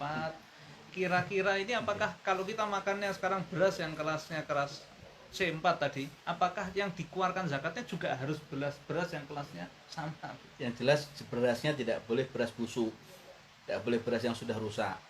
Walaupun mutunya di bawah sih tidak ada apa-apa, cuman kurang afdol. Tidak boleh berasnya rusak, nggak boleh. Sudah hitam-hitam berasnya, jadi intip, ya dimakan ngenget, ya atau mungkin berbau berasnya, lengur baunya, busuk baunya, itu diberikan kepada fakir miskin, nggak boleh, tidak sah. Jadi berasnya walaupun mutunya di bawah seperti yang dia makan, cuman kurang afdol. Yang afdol seperti yang dia makan atau yang lebih baik. atau yang lebih baik. Itu makanan pokok yang harus dia keluarkan. Seperti kalau kita sekarang ini adalah bentuknya adalah beras, ya itu kita keluarkan beras, tidak boleh dikeluarkan uang. Kalau mau dikeluarkan uang sifatnya taukil, sifatnya ditaukil dulu. Tolong mas, saya seperti banyak orang kan datang ke panitia masjid, mas ini saya serahkan uang ya, bentuknya taukil. Apa? Jenengan belikan beras buat saya, buat fitrah saya. Jadi nggak boleh bentuknya adalah keluar uang untuk diganti sebagai ganti beras fitrahnya dia, bentuknya adalah duit, uang, nggak boleh. Dalam mazhab Syafi'i tidak sah. Seperti itu. 3 mazhab mengatakan, Syafi'i, Maliki, Hambali. Dia boleh mengatakan. Kalau sebagian pendapat daripada mazhab selain 3 ini boleh. Kata para alim ulama, lebih hati-hati kita keluarkan beras bentuk fitrah, bentuknya adalah beras, empatnya semuanya merestui. Tapi kalau Anda hanya mengeluarkan beras, mengeluarkan fitrah itu dalam bentuk uang, bentuknya adalah naked, hanya satu madhab yang merestui, 3 madhab tidak merestui. Nah, keluar daripada khilafnya ulama itu mustahab, ya, khuruj anil khilaf itu mustahab. Keluar daripada khilaf ulama, para alim ulama itu hukumnya adalah sunnah, dianjurkan. Ya, ini masih ada beberapa yang kurang jelas mengenai zakat yang dititipkan kepada dia ketika ada keluarganya di luar kota. Apakah bisa dikeluarkan di kota? Misalkan sekarang saya di Solo misalnya, saya keluar kota, kemudian zakat saya itu saya titipkan sama keluarga saya yang ada di Solo ini. Bolehkah itu? Ya, pendapat itu diperbolehkan asalkan memang keluarga atau kerabatnya dia di luar kota itu sangat membutuhkan, sangat membutuhkan sekali. Pada kondisi yang barangkali mungkin pada level yang sudah di bawahnya miskin, fakir, melarat, bantat, atau kerupuk mau dicopot alot, dibuang eman. Seperti itu. Sudah tidak karu-karuan, keadaannya ngenes dan memprihatinkan. Nah, seperti ini kita nggak mungkin bisa datang ke kota itu karena ada musim lockdown. Ya, mau datang ke sana barangkali malah dikarantina. Ya, medal mboten saged, mlebet nggih mboten saged. Keluar tidak bisa, masuk tidak bisa. Nah, bentuk seperti ini boleh kita kemudian nakluz zakah. Dalam mazhab Hanafi itu boleh kita nakluz zakah dalam bentuk seperti ini, asalkan memang sudah ada catatan di mana orang yang mau kita bantu tadi itu dari pihak kerabat yang memang sangat memprihatinkan keadaannya dan butuh bala bantuan kita, walaupun berupa zakat. Ini nanyanya sampai 2 kali ini gimana? Masalah riba. Riba di bulan Ramadan. Ya, itu kan katanya dibilang membatalkan puasa. Mungkin lebih diperjelas sedikit, saya mohon maaf, bukan menyepeti beliau, membatalkan pahala puasa mungkin maksudnya orang ini. Membatalkan. Nah, apakah membatalkan 1 hari puasa atau membatalkan selama dia berghibah? Misal ghibah 15 menit. 15 menit itu hilang pahalanya puasa. Itu atau 1 hari. Monggo jawab. Iwangin jawab. Iya. Letak ngombe sih. Pertanyaannya Masya Allah. Mungkin ini saya bacaan pertanyaan sudah dihibah ini di streaming ini. Gini. Pertama masalah hal-hal yang membatalkan pahala puasa. Membatalkan pahala puasa, saya ulang kembali, bukan membatalkan puasanya. Ketika seseorang itu berpuasa, maka ada beberapa hal yang harus dihindari, seperti melihat sesuatu yang haram atau yang menimbulkan syahwatnya. Jadi dia misalkan anaknya nyetel Upin Ipin, kok ada Kak Arus itu siapa itu kakaknya perempuan, dia syahwat dengan Kak Arus itu, ya, jangan nonton Kak Arus itu, ya, jangan nonton film itu, jangan nonton Upin Ipin itu, betul. Yang kedua, dia berbohong atau berdusta. Ya, dia berbohong atau berdusta. Kata Habib Alwi, beliau pernah menerangkan di salah satu majelis bahwa orang bohong itu akan narik bohong yang lain. Jadi ketika ditagih hutangnya gitu, dia tidak punya tapi dia bohong supaya tidak ditagih. Saya di luar kota, akan bohong satu itu. Nanti ketika ditanya, kamu kapan pulang? Besok, bohong lagi. Sama siapa? Sama teman saya, bohong lagi. Acara apa? Di rumah sakit, di luar sana, bohong lagi. Jadi bohong di atas bohong. Bohong ini membatalkan pahala puasa. Sekali lagi bukan puasanya. Kemudian diantaranya adalah orang yang berghibah atau ngerasani. Nah, ngerasani ini juga membatalkan pahala puasa. Karena di zaman Rasulullah, singkat cerita, ada orang perempuan yang dia sambat lapar, tanya sama sahabat supaya disampaikan sama Rasulullah. Boleh tidak batal karena kami lapar. Sedangkan orang perempuan ini sekitar kalau salah 3 orang. Itu dari pagi sampai siang di bulan Ramadan itu mereka ngerasani orang. Ghibah. Wes entute bojoku gila nih. Ngerasan itu apa? Artinya ngerasan itu sesuatu yang kalau orang yang kita sebut atau yang kita bicarakan tadi dia tidak suka. Ya bisa jadi itu ngerasani. Begitu. Bisa jadi itu ngerasani, dia tidak suka. Maka kata Rasulullah dengan mukjizat Rasulullah ini. Rasulullah memerintahkan sahabat singkat cerita memberikan 3 wadah atau cawan kepada orang perempuan supaya dibagi satu-satu supaya mereka memasukkan jarinya ke dalam mulutnya supaya dimuntahkan. Subhanallah keluar daging-daging seger. Karena orang ngerasan itu makan daging saudaranya sendiri. Dan ini terbukti di zaman Rasulullah. Maka ini batalkan pahala puasa. Kemudian termasuk sumpah palsu. Itu juga membatalkan wal yaminul kadzib, itu membatalkan pahala puasa. Nah sekarang pertanyaannya ini, kalau dia ngerasani di dalam bulan Ramadan itu umpama 15 menit. Yang dirasani keluarga, temen, artis, atau yang dirasani mungkin siapa terserah ya. Tapi dia membicarakan orang itu mungkin sekitar 15 menit. Bagaimana? Ya ini bisa disebut ya 1 hari itu pahala puasanya yang jelas dikorting. Bisa ilang-lang, bisa dikorting. Masalah diterimanya puasa itu bagaimana sifatnya kita tidak tahu.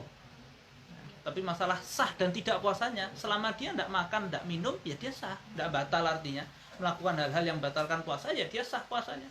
Tapi masalahnya ini adalah gajinya dia dari Allah, pahala dia dari Allah itu dikurangi gara-gara dia ngerasain. Sedangkan tidak ngerasain itu tidak sedep memang. Tapi kalau dia bisa menghindari ngerasain ini, dia akan mendapatkan pahala yang full dan THR setiap hari dari Allah Ta'ala.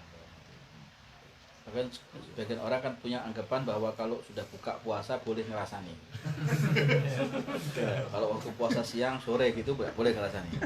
Begitu dur, Allahu Akbar, ngerasani yuk. Bukan puasa kalau ngerasani. Buka daging. Nah, ini katanya kalau sampai dia ingin melakukan satu tindak kejahatan atau maksiat setelah dia buka puasa, maka 1 hari puasa yang dia lakukan semuanya sirna. Habis pahalanya semuanya. Ya, dan tidak akan mendapatkan pahala sama sekali hari itu dia 0.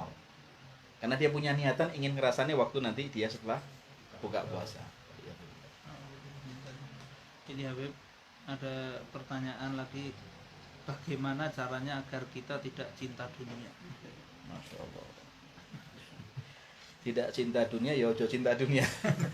Ya, tidak cinta dunia. Bagaimana caranya agar kita tidak cinta dunia? Begini, kadang-kadang kita cinta dunia itu adalah tujuannya bukan untuk dunia tapi untuk akhirat. Itu bukan termasuk dunia. Contohnya adalah seperti seseorang yang melakukan kegiatan ibadah. Sekiranya kalau dia dilarang untuk melakukan tahajud, mangkel hatinya. Ya Allah, kenapa saya nggak boleh tahajud?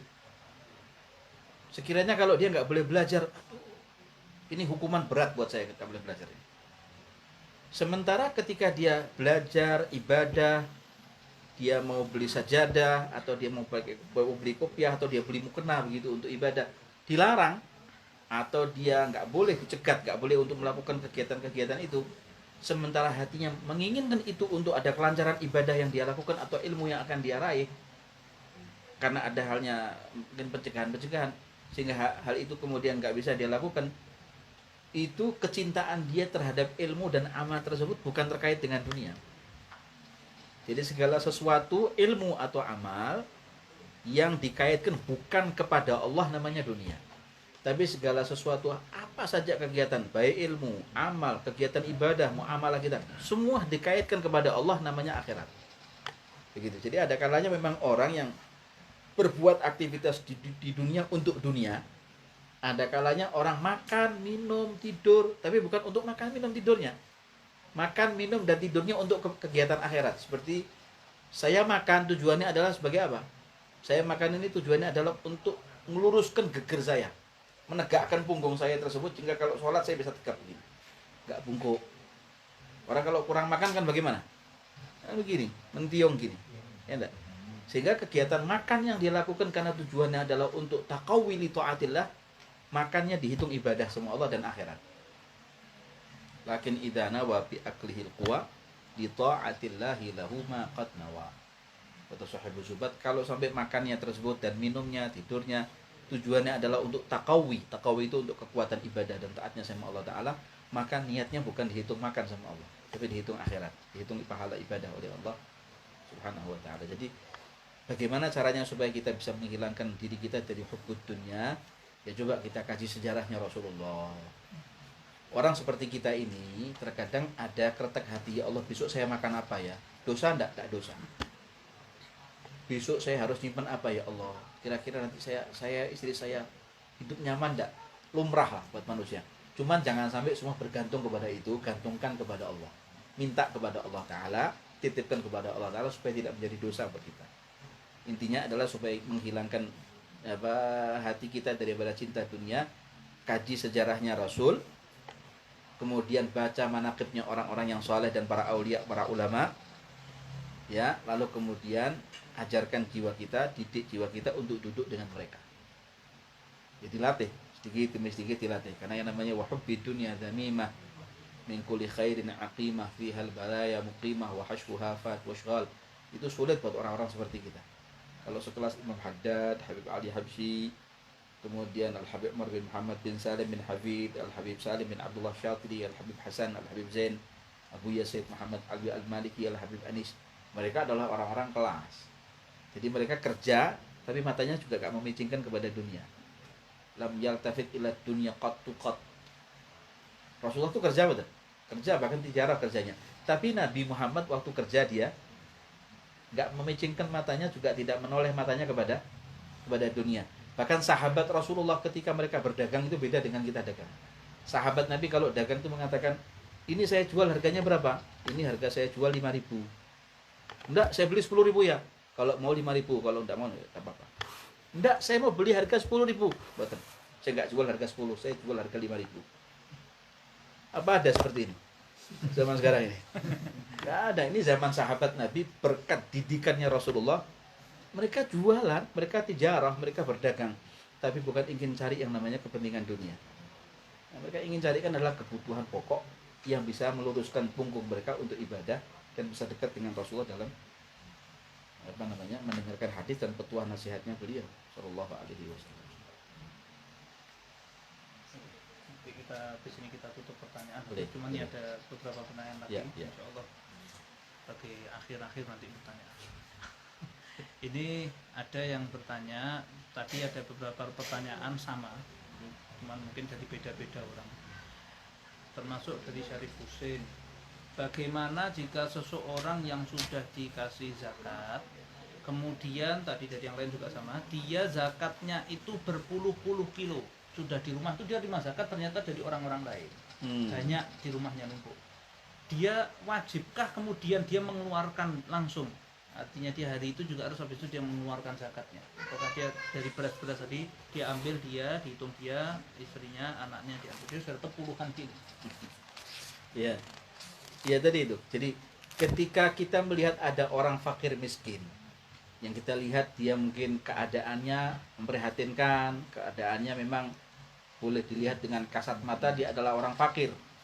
Fakir itu adalah stratanya di bawah miskin, tingkatannya di bawah miskin, lebih asyad minal maskanah, lebih asyad daripada kemiskinan.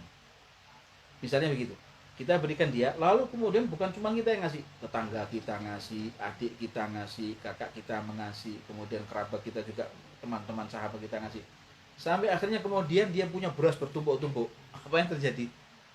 Makanya saya katakan bahwa orang yang mentakjil zakatnya, mentakjil itu namanya adalah orang yang menyegerakan memberikan zakat.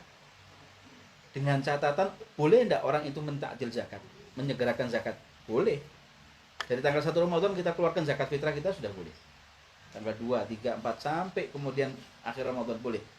Namanya mentakjil zakat. Cuma dengan satu syarat, catatan, ketika nanti datang waktu wajibnya dia mengeluarkan zakat fitrah, yaitu malam tanggal 1 Syawal. Orang yang kita berikan zakat tersebut, sudah kaya. Jadi orang kaya dia. Atau dia tidak ada di tempat itu. Atau dia meninggal. Atau kita yang ngasih zakat malah kita jatuh miskin. Nah coba. Maka dalam ini zakat yang kita takjil tadi menjadi tidak sah dan wajib kita tarik kembali. Itu kalau boleh kemudian, Mas, kan kemarin dulu saya ngasih zakat panjenengan ya, jenengan jadi kaya malah saya jadi miskin, terus saya kembalikan zakat saya. Sekarang hono zakatmu buat saya, berikan zakatmu buat saya. Malah boleh seperti itu, bahkan kalau itu memungkinkan. Saya kira mungkin tidak mungkin seperti itu. Jadi orang yang kemudian mentakjil zakat itu diperbolehkan dalam syariat dengan catatan si mustahik ini posisinya dia tetap menjadi orang yang berhak menerima zakat sampai pada batas waktu wajibnya dia mengeluarkan zakat. Jadi saya mengeluarkan zakat tanggal 1 Ramadan, boleh tidak? Boleh. Nanti malam 1 Syawal ketika saya keluarkan zakat kepada fulan A. Misalnya, siapa misalnya? Kepada Pak Fulan misalnya. Ketika saya keluarkan zakat kepada Pak Fulan begini, waktu nanti tanggal 1 Syawal, malam tanggal 1 Syawal, Pak Fulan tersebut menjadi orang yang mustahik atau tidak? Tetap dia mustahik dia. Maka sah zakat saya. Tapi ketika malam tanggal 1 Syawal, Pak Fulan yang saya kasih zakat fitrah saya tanggal 1 Ramadan kemarin tersebut menjadi orang yang sudah kaya, maka zakat yang sudah saya keluarkan tanggal 1 Ramadan kemarin tidak sah. Jadi saya harus mengeluarkan zakat fitrah lagi di tempat yang lain atau kepada fakir miskin yang lain. Jadi begitu. Jadi ini gimana tadi pertanyaannya? Iya. Apakah tadi dia harus mengeluarkan zakat ketika sudah dapat puluhan kilo beras? Ya, tetap wajib. Jadi orang fakir miskin, walaupun dia kategori fakir miskin, dia tetap wajib mengeluarkan zakat fitrah. Nah, tergantung tadi, kalau dia terbatas, maka yang wajib dia keluarkan adalah untuk dirinya. Kalau punya kelebihan, yang dikeluarkan kemudian setelah dirinya adalah istrinya, miliknya istrinya 3 kilo. Punya kelebihan lagi pembantu rumah tangga istrinya yang tidak digaji, tapi yang dia nafkahi. Punya kelebihan lagi, keluarkan lagi buat anaknya yang belum balik, dan seterusnya dan seterusnya. Gitu. Kalau sampai dia punya kelebihan begitu bagaimana? Ya silakan keluarkan untuk semuanya. Keluarkan untuk semuanya, walaupun dia kategorinya adalah fakir atau dia miskin. Nah, kategori fakir dan miskin di dalam permasalahan ini adalah orang yang kalau tidak punya penghasilan dia karena dia nggak kerja, karena lumpuh, nggak punya penghasilan, tapi karena usia sudah lanjut, misalnya usianya 50 tahun atau 55 tahun, berarti usianya tinggal berapa itu? Tinggal 5 tahun, ya 5 tahun tambah 3 tahun, 8 tahun. Tinggal 8 tahun lagi dia mau maut, ya. Mati, meninggal dunia. Karena usianya umatnya Nabi kan 60 tahun sampai 70 tahun, dan kita ambil usianya Rasul 63 tahun. Kalau usianya dia 50 tahun, ya berarti tinggal berapa tahun? Tinggal 13 tahun. Sekiranya kalau sampai kemudian dihitung semua kekayaannya dia yang lebih loh. Bukan kekayaannya dia yang dia punya kebutuhan pokok, kekayaannya dia yang lebih. Sepeda motornya 2 misalnya, ya yang 1 dijual. Kulkasnya 3, ya 2 dijual. Ya, misalnya begitu. Bajunya almari, ya kira-kira mungkin yang secukupnya lah. Kelebihan bajunya kemudian dijual. Sekiranya kalau kekayaan itu semuanya dijual, mencukupi tidak buat dia selama 13 tahun? Usianya dia sudah 50 tahun ini. Oh, tidak cukup, berarti dia kategorinya miskin. Itu kalau yang tidak bekerja. Kalau dia bekerja, dilihat penghasilannya. Seperti itu. Ini ada pertanyaan sebagai penutup juga dari Ivan. Apakah ada amalan atau wirid-wirid sehari-hari untuk membuka pintu rezeki? Insyaallah, barakallah. Oke, kabeh. Tidak ada yang habis zakat satu wirid. Ini kalau ada amalan, saya dulu yang ngamalkan ini. Itu ada amalan. Saya dapatkan dari Al-Habib Hasan bin Abdurrahman Al-Jufri di Semarang. Dia dapatkan dari gurunya Al-Habib Hasan bin Ahmad Baharun rahimahullah, Raji Bangil Dalwai, ya, pimpinan Dalwai yang sudah meninggal. Sekarang dipegang oleh putranya Al-Habib Zain Baharun, Habib Segaf Baharun, Habib Ali Baharun, Habib Hussein Baharun, Habib Shadiq Baharun. Itu memberikan satu amalan setiap kali habis sholat itu baca Allahumma inni ushiduka annal fadla biyadik wa'tini ilman wa rizqan bisuhulatin baina khalqik hatta yashhadan nasu ajaiba fadlik wa khassisni minka birahmatin tunjini min asyrari khalqik waj'alni muti'an li syukrik hatta afuza fawzan azima. Sekali, ustur du'fa hali Waghnini bimalin katsirin bi ayyi asbabin innaka ala kulli syai'in qadir wa bil ijabati jadir 7 kali. Lalu tutup dengan baca sholawat. Wassallallahu ala sayyidina Muhammad wa ala alihi wa sahbihi wasallam 7 kali. Di tengah-tengah waktu itu baca sholawat. Hatinya baca sholawat. Jadi ketika Anda baca wirid atau ketika Anda baca satu amalan, jangan lepas hati Anda untuk baca sholawat kepada Rasulullah. Karena semua doamu kalau kau lepas daripada sholawat nggak sampai ke arsy Allah, nggak sampai kepada pintunya Allah Taala. Tapi kalau dibarengi dengan baca sholawat sama Rasulullah, maka sholawat ini yang dorong ini doa sampai ke arsy pintunya Allah Taala dan diterima oleh Allah, diijabahi. Allah mengijabahi, hatta kita nggak minta atau Allah hatta kita nggak berdoa, Allah pasti akan memberi. Sifatnya Allah Taala mu'ti, memberi hambanya wala yubali dan tidak peduli. Hatta kafir, hatta maksiat, hatta dia taat, hatta dia mukmin, hatta dia mangkang sama Allah Ta'ala, tetap diberi sama Allah Subhanahu wa Ta'ala. Hanya saja doa ini sifat perwujudan, wujud kita seorang hamba, wujud kita seorang hamba kepada Allah. Itu amalan yang diberikan oleh Al-Habib Hasan bin Ahmad Baharun kepada muridnya Al-Habib Hasan bin Abdurrahman Jufri. Beliau mengijazahkan juga kepada Al-Faqih.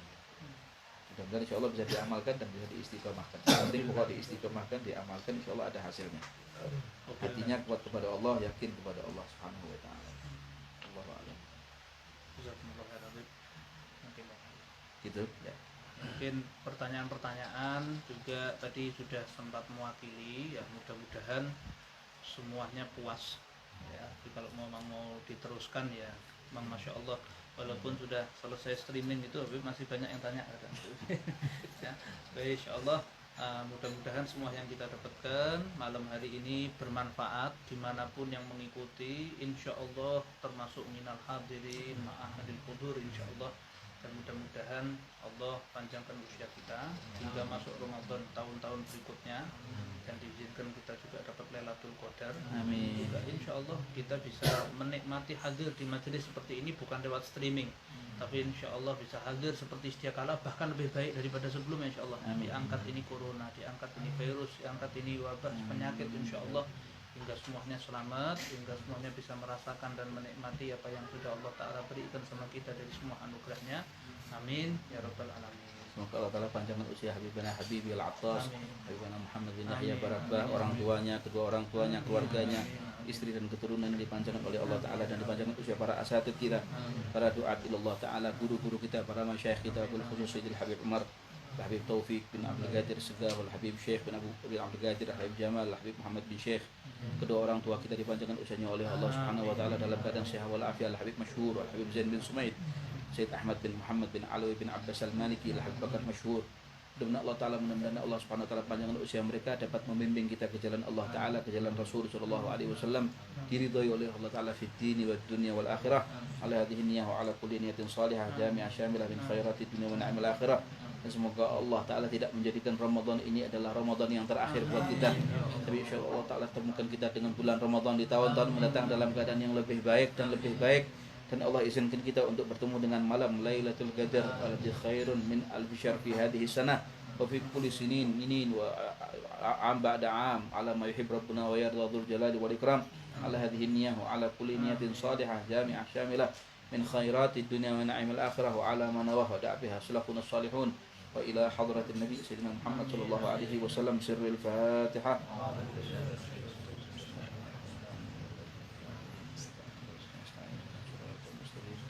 صراط الذين أنعمت عليهم غير المغضوب عليهم ولا الضالين. أشهد أن لا إله إلا الله أستغفر الله. نسألك الجنة ونعوذ بك من النار. أشهد أن لا إله إلا الله أستغفر الله. نسألك الجنة ونعوذ بك من النار. أشهد أن لا إله إلا الله أستغفر الله. نسألك الجنة ونعوذ بك من النار. اللهم إنك عفو تحب العفو فاعف عنا. اللهم إنك عفو تحب العفو فاعف عنا. اللهم إنك عفو تحب العفو فاعف عنا يا كريم.